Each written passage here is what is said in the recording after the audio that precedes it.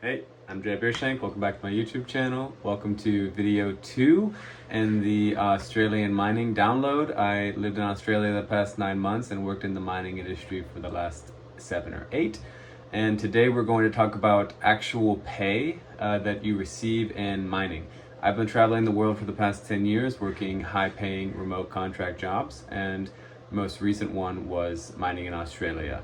I never actually really knew about this. I always knew about the working holiday visa in Australia, and I knew that you could go to Australia and work for a year and make more money than you could, in the rest of Asia. And this is what, when I lived in Thailand and Cambodia, you met a lot of people who were going to Australia and working as bartenders or picking fruit for a year and coming back to Asia with tons of money, because obviously you could make much more there than you could make doing most things in Thailand or Southeast Asia. But I never knew exactly how much. And when I finally ended up going to Australia, going to Perth, I found out about mining, which I had heard about only one other time the previous year when I was in Nepal climbing, doing the Everest trek. I did the 3 passes, beautiful, you can check it on my channel. But I met a girl who had recently gone to Australia and worked in the mining industry, and she was like, oh, if you go, you have to work in mining. And she did something that was hospitality based. So mine sites also have camps, because when you go and work in mining, you have to basically live there too. So you live in the camp next to the mine. And in these camps, they're huge, and they have dining halls and they have rooms, and it's basically like a little hotel resort, and there are tons of people working there to clean the rooms, serve the food, check people in, blah blah blah.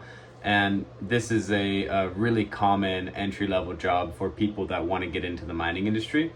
And so she told me that this was much better than doing fruit picking or something like that if I wanted to make money. So when I ended up going to Australia the next year, I knew about that opportunity, and I initially tried to get into that, doing hospitality. And I'm glad that I didn't, because this pays about 27 Australian dollars an hour, which is about 20 American. And basically what you're clearing with that is about 3,000 bucks a week, 3,000 bucks a week Australian, so about 2,000 bucks a week American. And this is the lowest paying job that you'll make on a mine site, and that's good to know. But also something that I learned in the mining industry, majority of people that are working entry-level jobs in the mining industry are foreigners, and majority of them are extremely happy with the pay that they are getting, because in the countries that they're coming from, the pay is so much more than they are used to. So immediately off the bat, I want to say, if you're from America or you're from somewhere where you're making a decent wage, let's say, you can make 4,000 to 5,000 United States dollars equivalent a month, you may not be incredibly impressed with the amount of money that you can make entry level in mining. But if you come from somewhere where making, 5,000 USD is very hard, then you'll be very impressed with mining, because not only can you make that, but when you live on the mine sites, you're not spending a dime. So you save a lot of money. But what people don't take into account is the time that you have off. You need to have something in Perth, and this will cost money.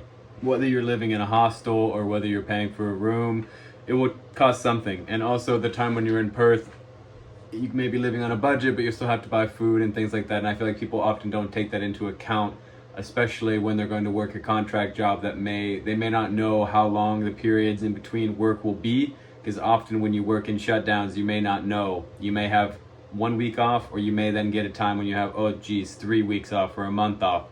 A month off with no work can add up, of course. You could do work in town, but anyway, so making sure that you understand that when you're not working, you have to spend money.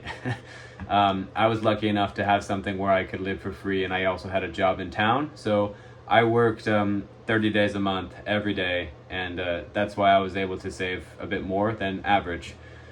But this is really something to take into account. But so anyway, I made $52 an hour Australian, and I would work 12-hour days on the mine sites, and I would often work for anywhere between 4 to 21 days at a time. And obviously the longer stints were much better for the paycheck. The shorter ones were better than nothing, but sometimes I had to take that just because that was the only work that was given to me. Made 52 an hour. This is not that much hourly. That's about $30 an hour American, but it adds up because of the time. So one thing to know also is you get paid differently often for fly in and fly out days. That will vary by company, but on the day that you fly in, on the day that you fly out, and on your stand down days, these will be less pay than 12 hours. That's really good to know when you're doing your own accounting, because 3 days out of 10 will have less pay than you're expecting, most likely. You can fly in earlier and you may get full pay on a fly-in day, or fly out later and you may get full pay. But really good things to keep into account. I'll pop up my last pay stub here. So I made a total net of 54,000 and change. Then I got taxed 9,000 net. So each paycheck I got a 15% tax that I would pay. So total 54 minus 9, let's say I came out with a profit of 45,000 Australian after 5 months of working. Like I said, I also worked outside, so I made about double this in my time in Australia, but I was working 2 jobs, 30 days a month. Also on top of this is my super. I was getting paid 11% super per hour. The super is like an Australian retirement account that is mandatory paid to workers. So the only thing that's really important to know about a super is when you're on a working holiday visa, you can pull out your super at the end of your visa, but there will be a 65% tax on that. So my super came out to, I think, around 7,000. It's here on the pay stub. And so that'll end up being, maybe 3,000. So that's another 2 grand. So all in all, I'll be coming out with 32,000 American dollars in 5 months. So it's not terrible. What's that? Is that 6 grand a month? 6 grand a month from this. And I worked in mining about half the month every month. So pretty good for a half-time job. Also, really good thing to know about taxes. Australian and New Zealand citizens get taxed 30% on their paychecks. We, as working holiday visa workers, get taxed 15%. So paying half tax also does really help us make some more money. You'll see on the pay stub at the top, I'm a materials logistic officer. You'll often hear MLO. I worked in shutdowns and I was a machine operator. I worked a telescopic forklift. In different videos, I'll explain what you need to do in terms of qualifications and tickets and cards to be able to qualify for that job. It's one I'd really recommend. It's a very easy, higher paying job on a mine site during shutdowns. And different companies pay different wages. Mine happened to be paying $52 an hour without any night shift loading, which is okay. But some companies will pay you extra, I believe 10 to 15% if you work the night shift. I didn't get this, which kind of sucked for me sometimes, but also the starting wage at 52 was sometimes higher than other companies, so it kind of evened out.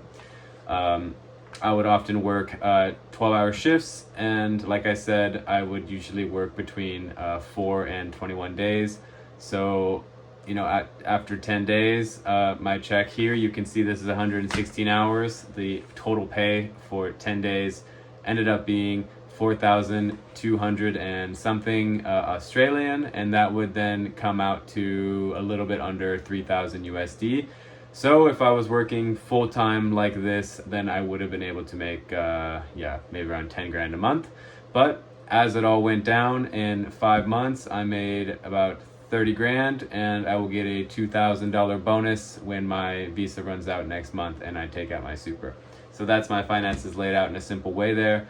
I will also talk about in another video all of the extra jobs I had to make extra money because I made about double this. So if you're interested in the video, interested about mining, or interested about how to get other high-paying contract jobs all around the world, then drop mining below and I'll send you an email, and I'll also help you get involved with the school group that I'm going to create, where I'm going to help people get these jobs all around the world, as well as explaining how I've traveled for 10 years on a budget while being able to invest heavily all the money that I make. This is what's enabled me to travel for 10 years, be 6 figures invested into crypto, and have multiple opportunities to continue making high-paying jobs wherever I want to go, whether that's in the US or Australia or other countries.